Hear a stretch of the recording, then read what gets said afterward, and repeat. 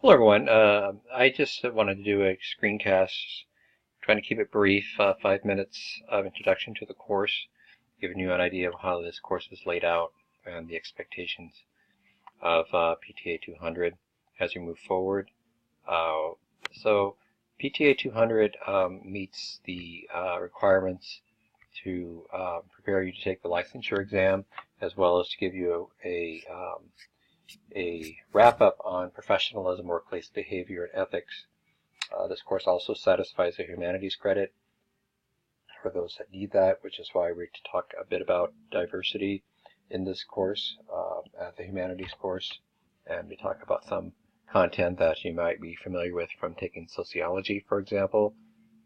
So I really worked hard to keep this course tied into probably 6 weeks, to be honest, versus 5 weeks, because the resume assignment does go into the week you're in clinic.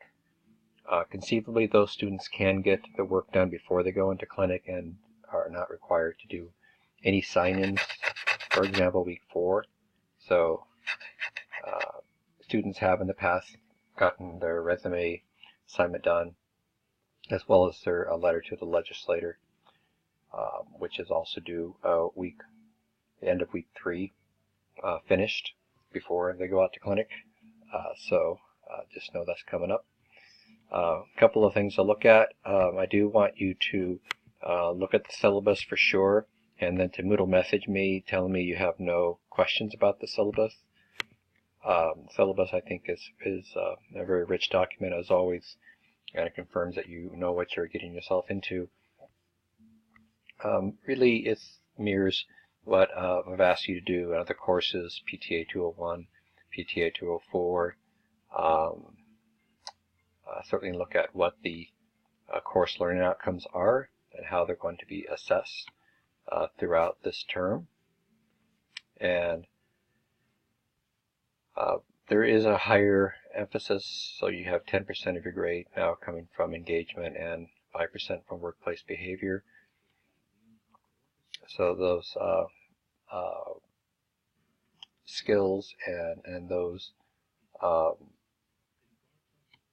specific items are going to be captured more in this course than in other courses, because this is a professionalism, workplace behavior based course. And so each week is laid out kind of what is expected.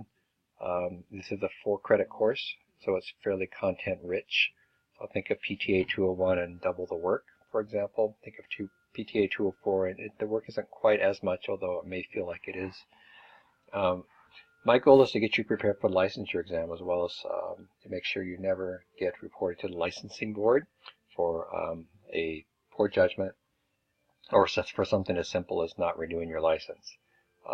It's very important that you have your license renewal done on time, otherwise you will get an automatic citation from the state of Oregon and have your name entered into public record, which isn't published, but a person certainly could look your name up and see if you've had a violation for something as simple as not paying your dues through the state of Oregon. When I say dues, it's actually a fee that you're required to pay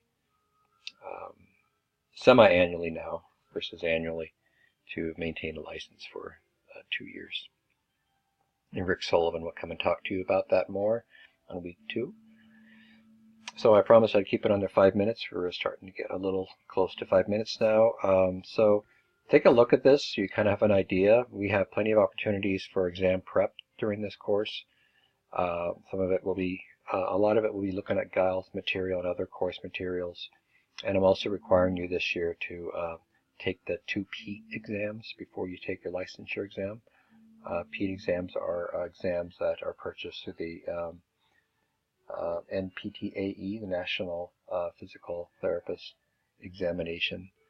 And it's through a product that is associated with the FSBPT, who actually it's interesting. You'll find out more how these two organizations work together the FSBPT works for the state of Oregon to verify that you pass a licensure exam that is taken through the NPTAE through a testing center called Prometrics. So it gets a little complicated. But once you kind of understand how this whole process works, which is part of my job and Rick's job next week, it becomes less overwhelming. I am going to introduce to you at this time the recommendation that if you are stressed and feel like you're not going to have enough time to study for the exam in July, I'm highly encouraging you to reconsider and take your exam in October. I know that may not be the most economically feasible idea for you, but I will say this in person as well. Candidates, regardless of what program, that feel highly stressed and are not spending enough time studying for the exam, there is a risk of not passing. And the risk with not passing is that you got to take the licensure exam again in October.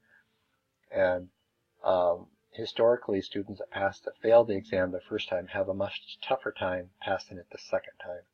Not in all cases, but there's something psychologically, I think, demoralizing actually to not pass the exam the first time. So, and talk to me about that if you're on the fence. It really is a fast turnaround time. You have graduation, and then the licensure exam is less than 3 weeks after that. So that's why I really want you to start really studying hard. This is a really tough process to get a license. So you need to study. So you'll have an opportunity week 1 to take a practice exam. You'll take it online and see how you do. You'll also have different exercises with me to just test your overall knowledge in different categories. And beginning week 1, you're actually going to team up with a classmate to come up with a study buddy plan to hold each other accountable to prepare for the licensure exam. And I'll talk to you more about that when we get together and in the Zoom meeting, which will be held actually on Wednesdays. Zoom meetings, not on Tuesday this year.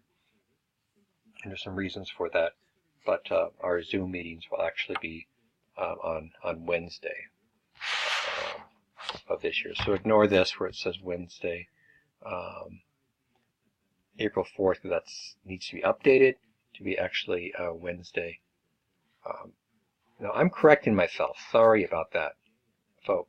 We're actually going to do Zoom meetings on Tuesday, week 1. There will be no Zoom meeting week 2, and there will be no Zoom meeting week 3, because you just see in the schedule there's an opportunity for us to get together the 17th before you do your service learning presentation. So this is going to be updated. It's a Zoom session that is on April 2nd at 7 p.m., which is on Tuesday.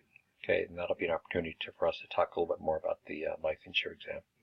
Okay, so I look forward. This date is correct. You're going to message me that you've understood the syllabus, and I'm going to say goodbye for now.